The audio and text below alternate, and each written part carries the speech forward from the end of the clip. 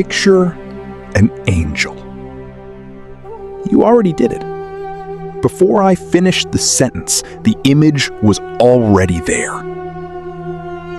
Wings. Light. Something between human and not quite human.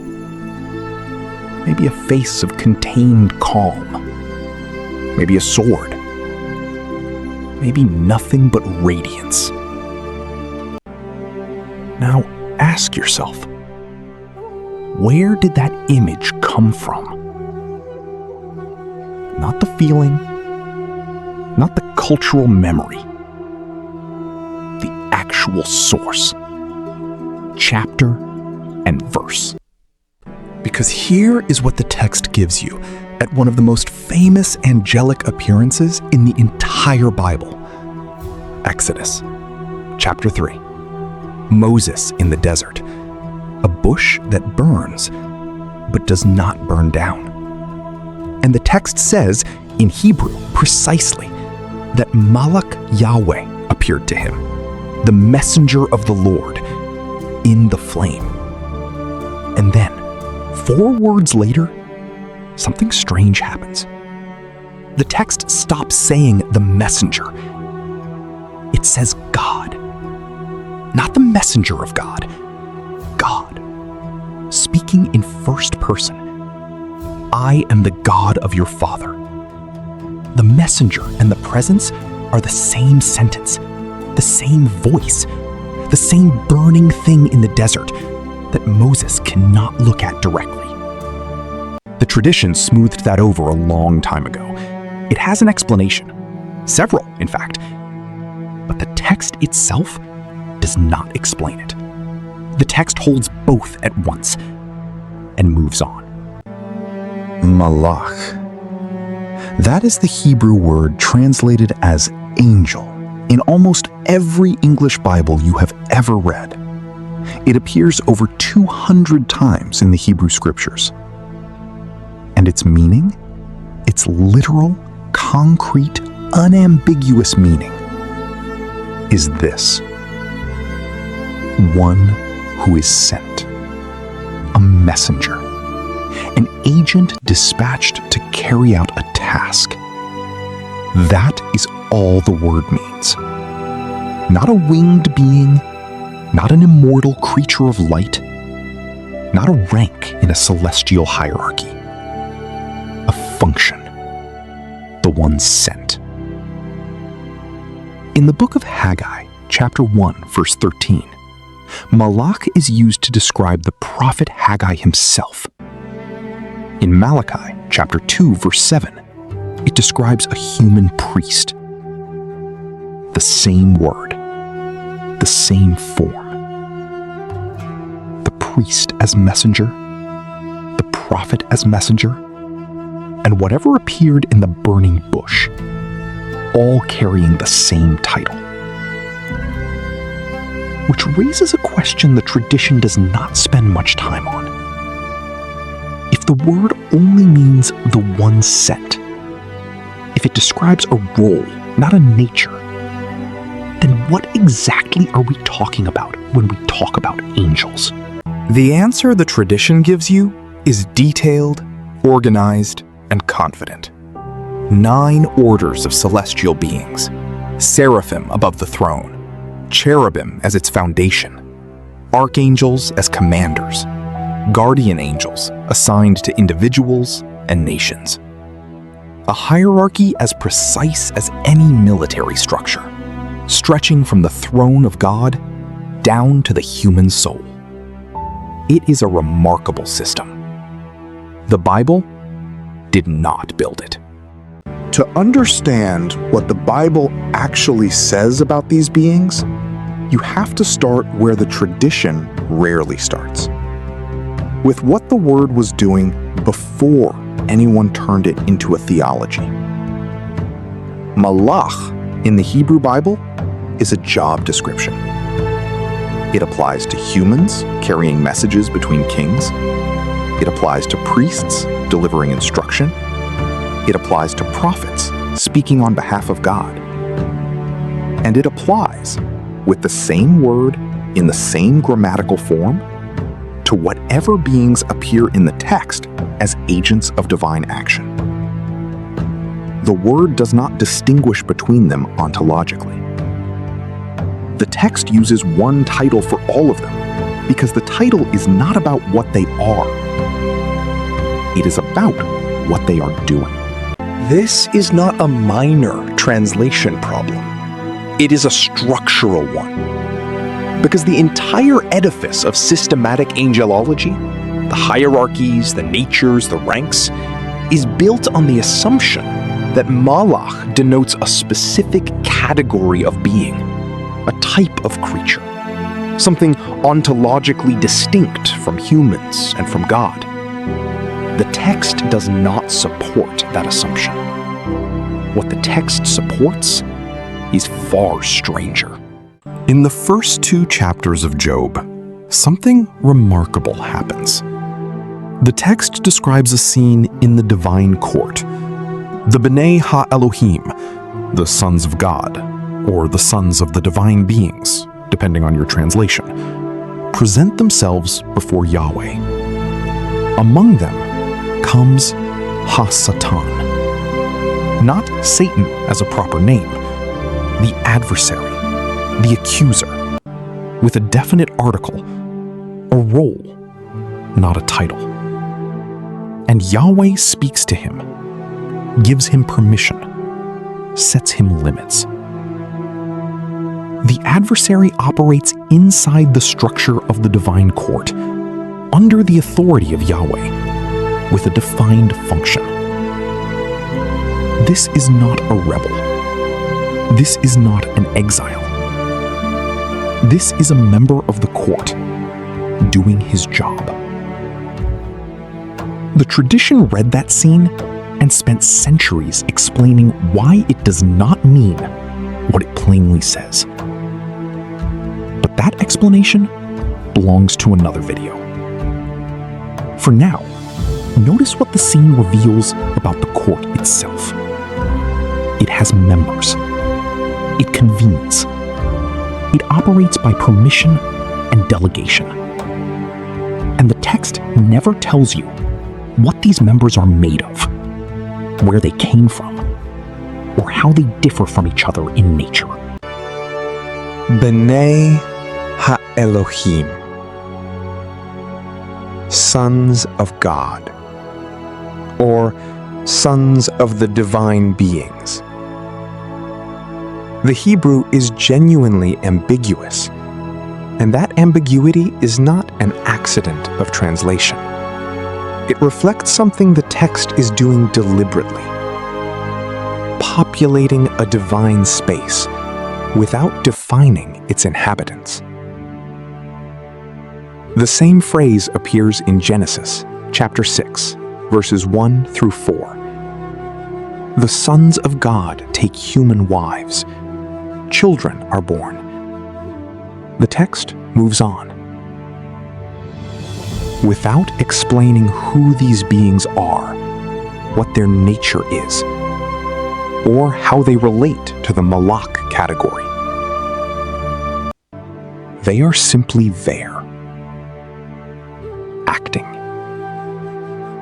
present in the story. 1 Kings, chapter 22, gives you the same court in a different register.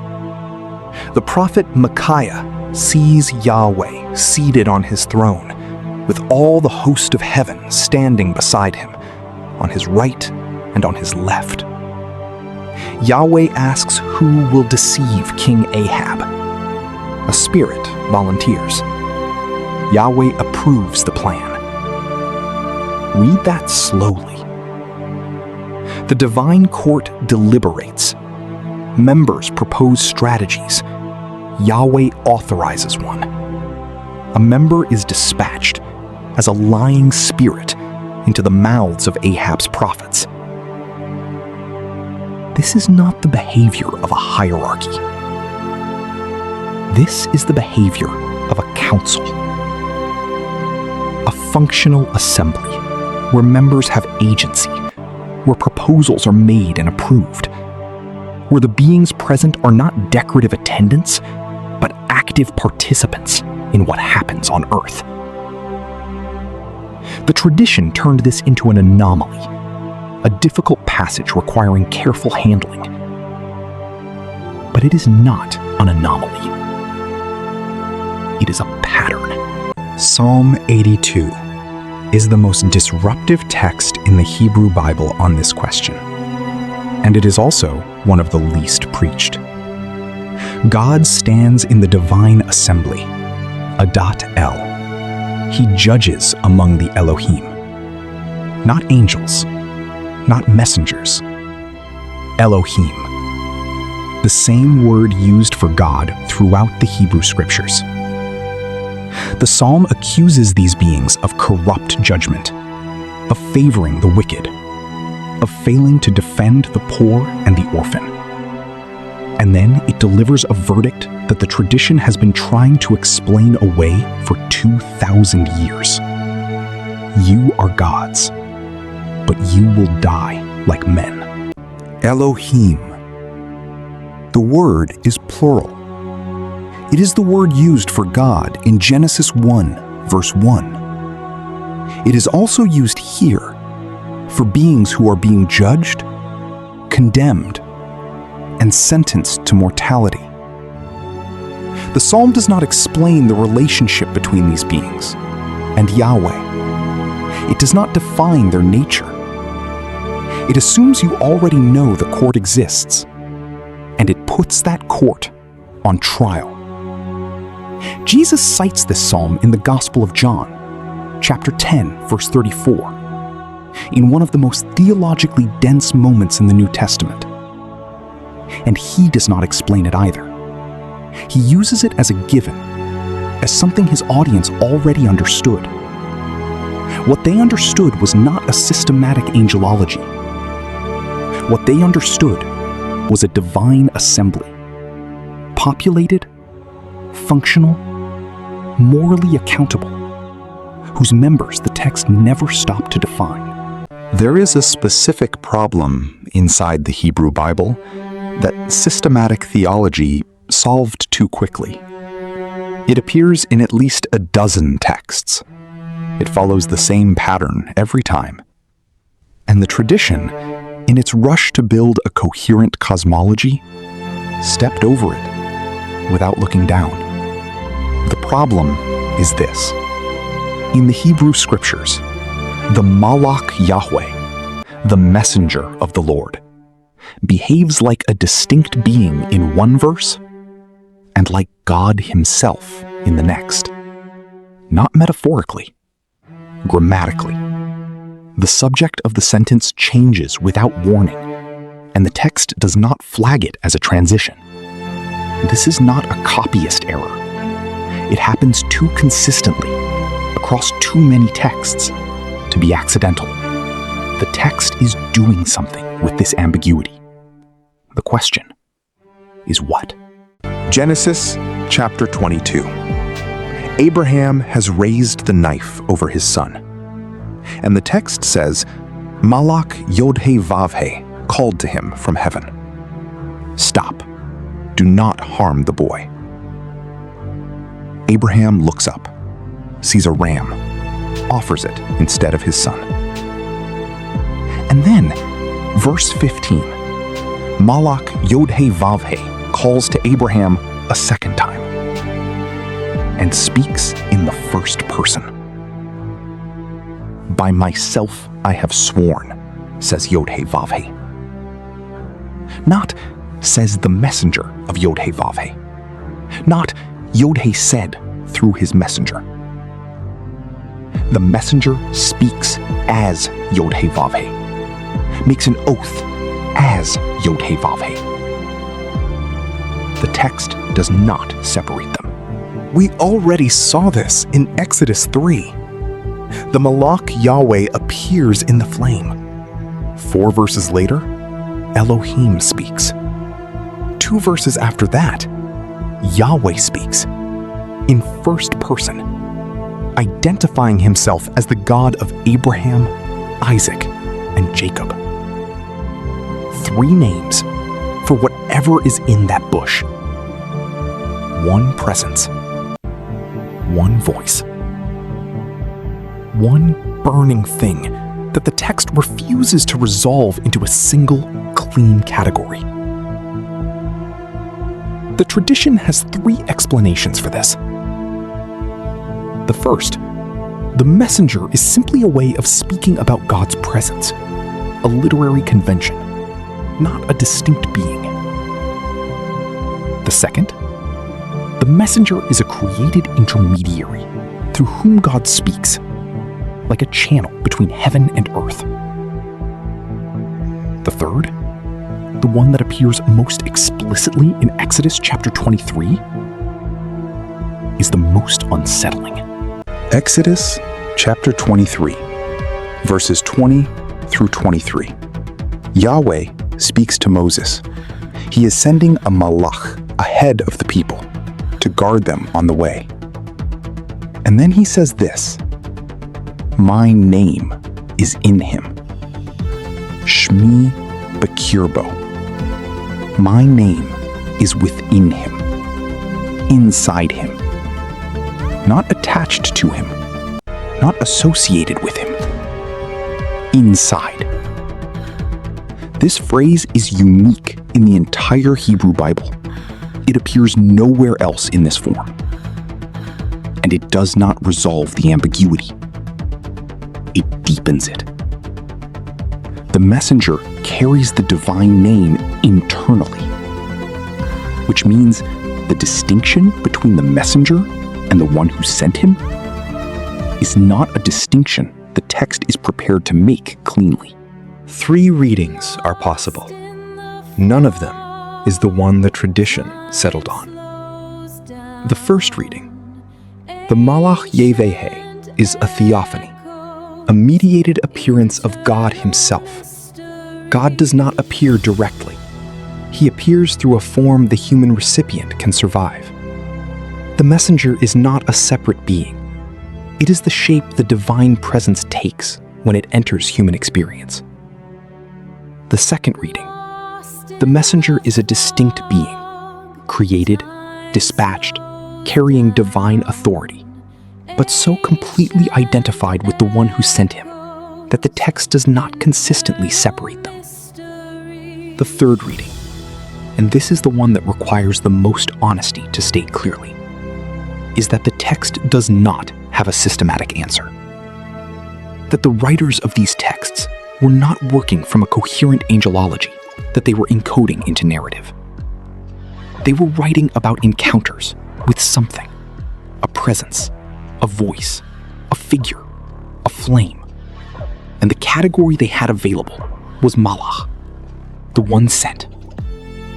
And when that category was not quite sufficient, they let the grammar blur. The third reading is the most uncomfortable. It is also the most consistent with what the text actually does. Genesis 16. Hagar in the desert. The Malach Yahweh finds her by a spring and speaks to her. She responds. And this is the detail the tradition tends to rush past. By giving God a name. Not the messenger. God. You are El Roy, she says. The God who sees. She does not say the messenger of the God who sees. She addresses whatever spoke to her as God directly. And the text does not correct her. This is the pattern. Across Genesis, Exodus, Judges, the books of Kings, the Malach Yahweh arrives, acts, speaks, and the human recipients respond to it as a divine presence, not as an intermediary. And the text consistently does not tell them they are wrong. The tradition built a clear ontological wall between God and his messengers. The text keeps opening doors in that wall and walking through them without without explanation. So far, the text has given us a functional title, an ambiguous presence, and a divine council with no membership list. Now it gives us something that looks, at first glance, like specificity. There are beings in the Hebrew Bible that are not simply called malach. They have names. They have described forms. They have assigned positions. The tradition took these descriptions and built them into the hierarchy, gave them ranks, defined their functions, placed them in the organizational chart. What the text actually gives you is considerably more disorienting. Isaiah chapter 6. The prophet sees the Lord seated on a throne, high and lifted up. The hem of his robe fills the temple. And above him? The text says, above him stand the Seraphim. 6 wings each, 2 to cover the face, 2 to cover the feet, 2 to fly. They call to one another, Holy, holy, holy is the Lord of hosts. The whole earth is full of his glory. This is the most visually detailed angelic description in the Hebrew Bible. And notice what it does not tell you. It does not tell you what seraphim are ontologically. It does not explain their origin, their nature, their relationship to other beings in the divine court. It describes their form, partially, and their function in this specific scene. They cover their faces before the divine presence. They carry a coal to purify the prophet's lips. Then the scene ends. Seraphim. The word comes from the Hebrew root, saraph, to burn, burning ones. The same root used for the bronze serpent Moses raises in the desert in Numbers chapter 21, also called seraph. The connection is not explained in the text. It is simply there, in the language, waiting for someone to notice. The tradition classified seraphim as the highest order of angels, closest to the divine throne. The text gives you burning figures with covered faces who sing and purify. Everything beyond that is inference. Ezekiel chapter 1. This is where the text stops being cautious about visual description and becomes something else entirely.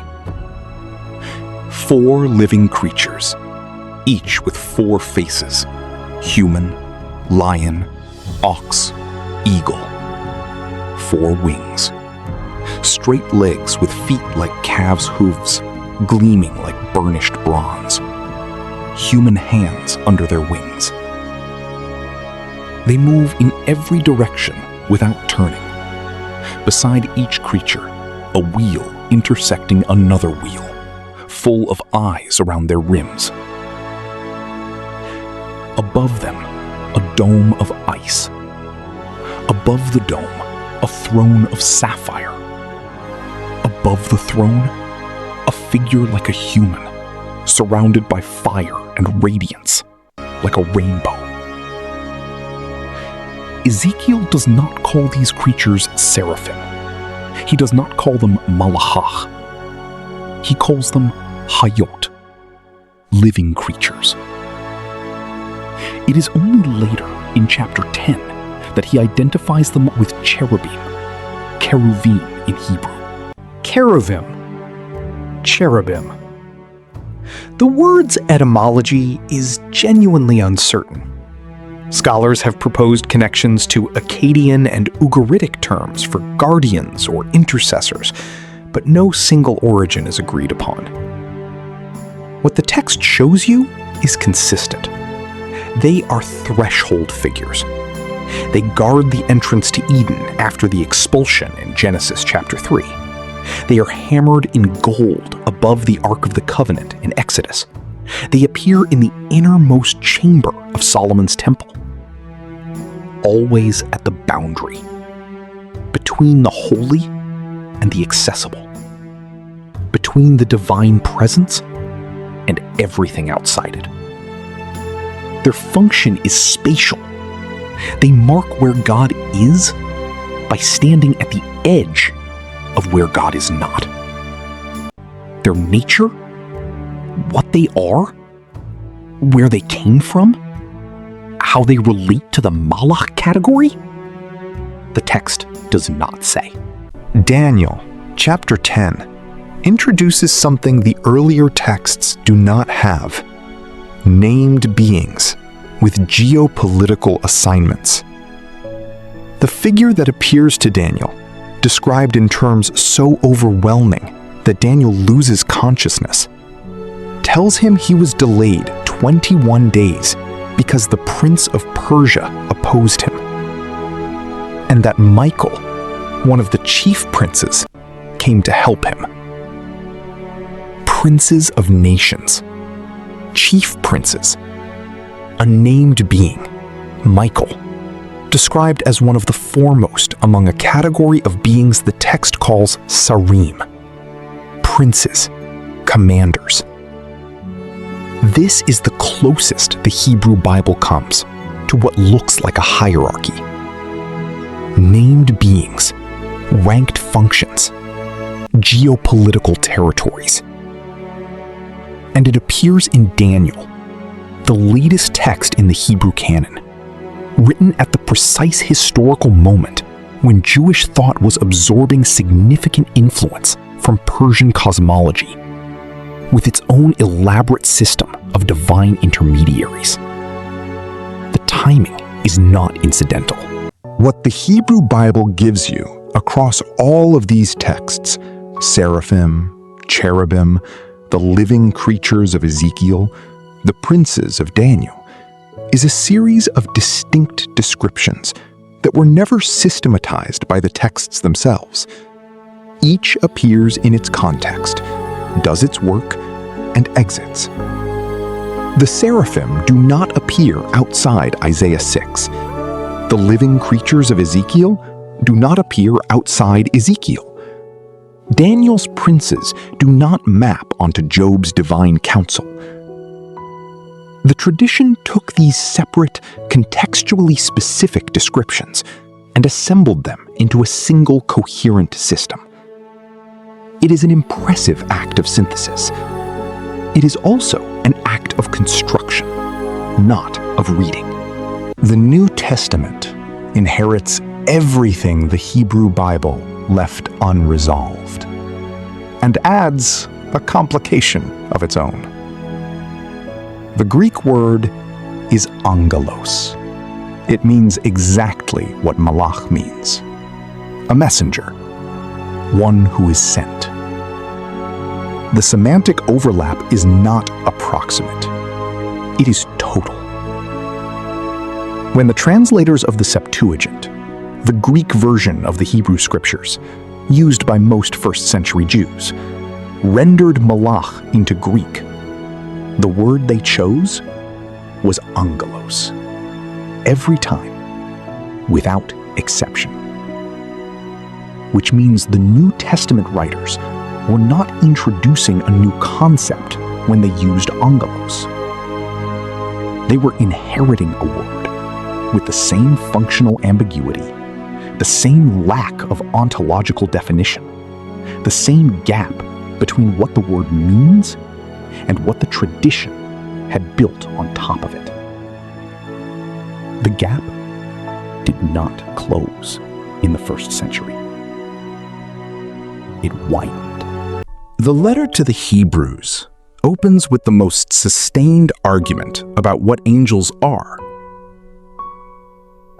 And the argument is not about their nature. It is about their rank relative to Christ. Chapter 1, verse 7.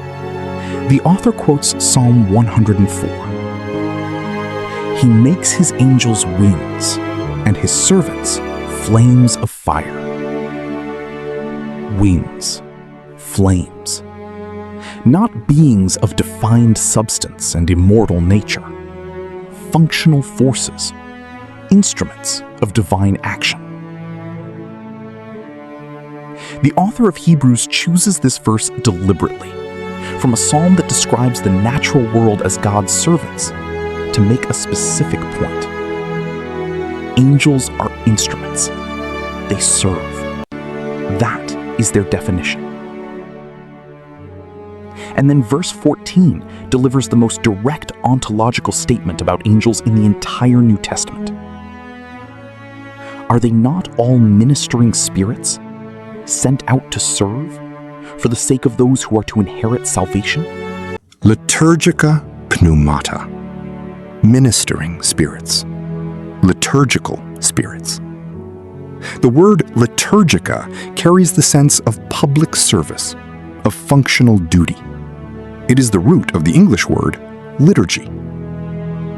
And pneumata, spirits, is the same word used for wind, for breath, for the animating presence that does not have a fixed visible form. The author of Hebrews is not building an ontology. He is describing a function. These beings exist to serve. That is what the text says they are. But the letter to the Hebrews also reveals something the text rarely makes explicit. By the 1st century, the Angelos category had become so elevated in the imagination of Jewish and early Christian communities that an entire argument had to be constructed to establish that Christ was superior to them. That argument would not have been necessary if angels were simply messengers. Paul's letter to the Colossians, chapter 1, verse 16, lists the inhabitants of the invisible world: thrones, dominions, rulers, authorities, thronoi, Chariotetes, archai, exousiai. Paul places them inside creation, subject to Christ. He is not building a hierarchy, he is subordinating one. Because by the time Paul writes Colossians, the hierarchy already exists in the imagination of his audience. The Colossian community was apparently so absorbed with the Angelos category, with its ranks, its mediating functions, its spiritual authority, that Paul addresses it directly in chapter 2, verse 18. He calls it Thriskeia ton angelon, the religion of angels. Or more precisely, and this is where the Greek matters, the practice of angels. The word thriskeia is not the Greek word for worship in the cultic sense. It is the word for religious observance, for devotional practice. Paul is not condemning idolatry. He is condemning a religious system built around angelic intermediaries, sophisticated enough to have its own practices, its own initiatory structure, its own claim to special revelation. The systematization was not a medieval invention. It was already happening in the 1st century, and Paul was already fighting it. And then there is the detail in Revelation that the tradition tends to pass over quickly. Chapter 22, verse 8. John, the author of Revelation, falls at the feet of the angel who has been showing him everything. He falls to worship. The angel stops him abruptly. The Greek is hora me. See not. Do not do that. The refusal is immediate and sharp. And then the angel identifies himself. Syndulos, fellow servant. I am your fellow servant, and of your brothers the prophets, and of those who keep the words of this book. Syndulos, not a superior being condescending to refuse inappropriate honor. A co-servant, a being that places itself in the same functional category as the human prophet standing in front of it. The same word Paul uses in Colossians for fellow workers in the gospel. This happens twice in Revelation, chapter 19, verse 10, and chapter 22, verse 9. John makes the same mistake twice. The angel refuses twice, with the same word. The repetition is not narrative carelessness. It is insistence. Whatever this being is, and Revelation does not tell you, it does not accept the ontological elevation the tradition would later assign to it. The New Testament closes, in its final chapter, with an angelos identifying itself as a fellow servant. Not a hierarchy, not a mediator between the human and the divine. A co-worker.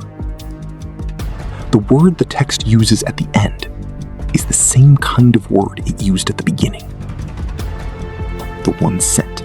So where did the system come from? Not from nowhere. The hierarchy is a real intellectual achievement. It took centuries to build, drew on genuine textual evidence, and was assembled by minds that were, by any measure, serious and sophisticated. The problem is not that the system is stupid. The problem is that it is a construction, presented as a reading. The moment of crystallization has a name and a date. Around 500 of the Common Era, a writer known as Dionysius the Areopagite, almost certainly not the Athenian convert mentioned in Acts, despite the name, produced a text called De Celestial Hierarchies, the Celestial Hierarchy.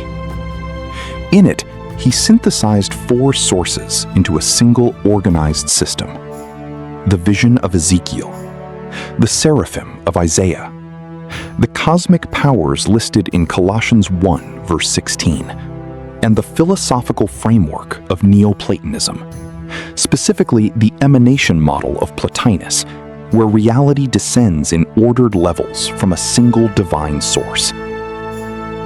9 orders, 3 triads: Seraphim, Cherubim, thrones, dominions, virtues, powers, principalities, archangels, angels. It is a remarkable synthesis. It is also, on inspection, a document that reveals its own seams. The Ezekiel material describes creatures that appear in a vision, contextually specific, never systematized by the text itself.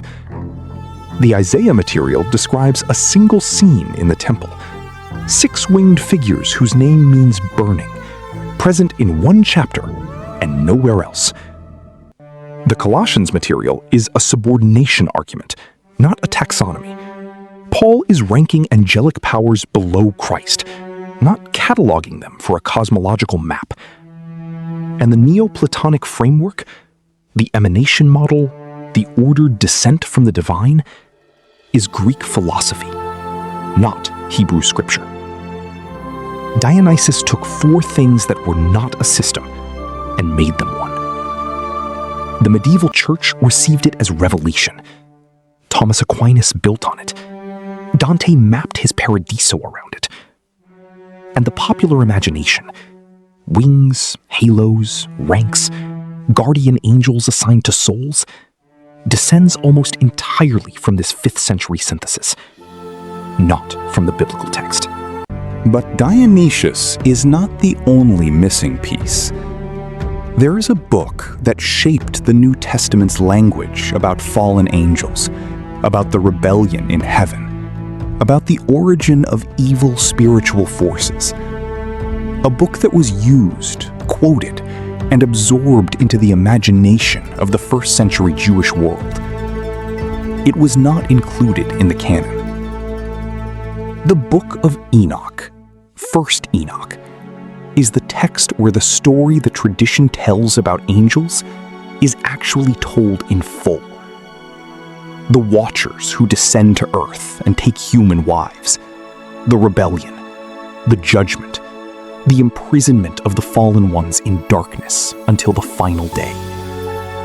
Jude, chapter 6, 2 Peter, chapter 2, verse 4. The vocabulary in both texts depends directly on the Enochic tradition. But the Book of Enoch is not in the Hebrew Bible. It is not in the Protestant canon. It is not in the Catholic canon. It was rejected by the rabbis after the destruction of the Second Temple.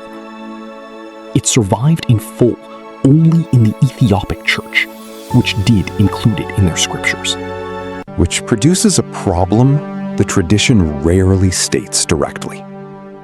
The story of the angelic rebellion, the angels who left their proper dwelling, who sinned before the flood, who are kept in chains of darkness, enters the New Testament through vocabulary borrowed from a book the same tradition declared non-canonical. The vocabulary was kept. The book was not. That is not a neutral editorial decision. It is a selection. And selections have logic.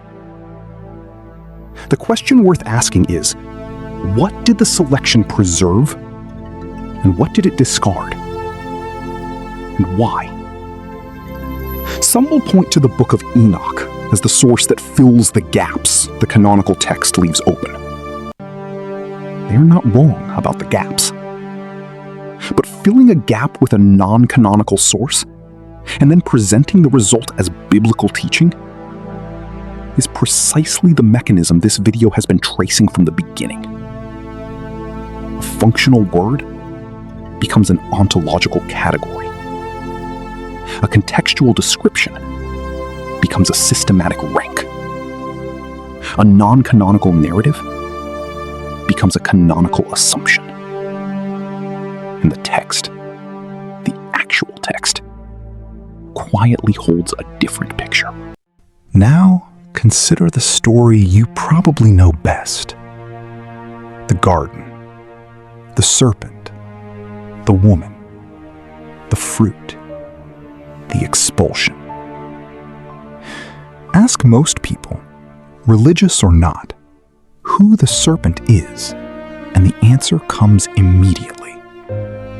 Satan, a fallen angel, the adversary of God, who rebelled before creation, was cast out of heaven and entered the garden to corrupt humanity from the beginning. It is the founding narrative of evil in Western imagination. It underlies how billions of people understand suffering, temptation, and the human condition. Now, read the text. Genesis chapter 3, verse 1.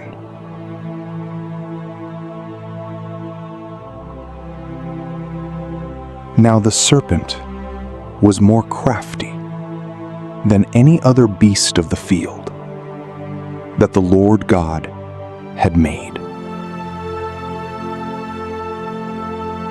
That is the introduction. The serpent is a beast of the field, made by God, described as crafty, arum in Hebrew, the same word used for prudent or shrewd elsewhere in the wisdom literature. There is no identification with Satan. There is no reference to a prior rebellion. There is no fallen angel behind the animal. There is a serpent, crafty, present in the garden. The text does not tell you it is anything else. The identification everyone knows, serpent equals Satan equals fallen angel, comes from Revelation, chapter 12, verse 9. The great dragon is identified as the ancient serpent, who is called the devil and Satan, the deceiver of the whole world. This verse is real. The identification is explicit. But notice what the text says about when this identification was made. The Greek word is noon. Now. Now the salvation and the power and the kingdom of our God have come. The casting down of the accuser happens now, in the eschatological moment Revelation is describing, in the first century context of the letter, in the theological claim the author is making about what Christ's victory means. Now. Not, and this is what was always true from before the foundation of the world. Now.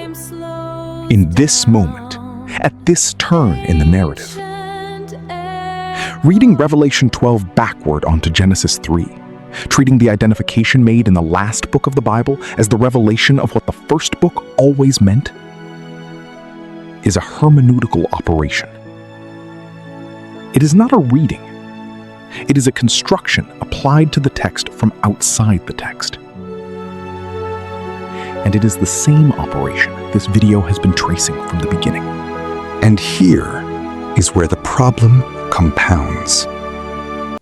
If the serpent of Genesis 3 was already Satan, already rebel, already expelled, already the enemy of God, then what is Hassatan doing in the divine court of Job, chapters 1 and 2? Conversing with Yahweh, receiving permission, operating within limits God sets. The text does not present a fugitive. It does not present an invader who slipped back into heaven.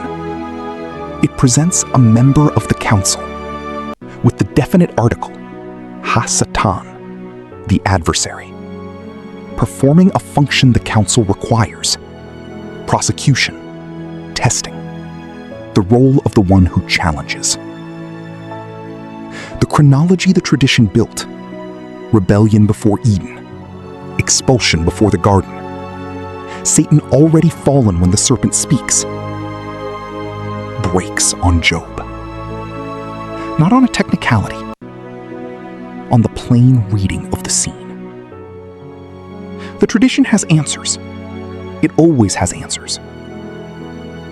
But the answers require you to import assumptions the text itself does not supply, and to read every ambiguous passage through the lens of a system the text never built. What the Bible gives you, across both testaments, from the burning bush to the final chapter of Revelation, is not a systematic account of what angels are. It gives you a word that means the one sent. It gives you a divine assembly that convenes and deliberates and never introduces its members. It gives you described forms that appear in specific visions and are never cataloged into a unified system. It gives you a messenger whose name carries the divine name inside it, and whose grammar refuses to stay separate from the God who sent it. It gives you a fellow servant who refuses to be worshipped. And it gives you a serpent who is crafty, and a dragon who is identified now, in this moment, with an adversary whose biography the tradition assembled from sources the tradition itself chose not to canonize. The system is real. It is coherent. It is 2,000 years old, and it shaped the imagination of the Western world. But it was built. And the text it was built from is still there, underneath, saying something quieter and stranger and considerably less organized. Some will point to the book of Enoch. They are not wrong that the story is there. But the story being there, in a book the tradition rejected, raises a question the tradition rarely asks. If the book was not canonical, why was the story kept? And if the story was kept without its source, absorbed into the tradition as if it were always scripture. What does that tell you about how the tradition reads? The text never defines what these beings are, only what they do. The tradition built an entire cosmology on that gap and used sources it wouldn't canonize to fill it. If the system was constructed, not read, what does that change about what you were taught it says it reads?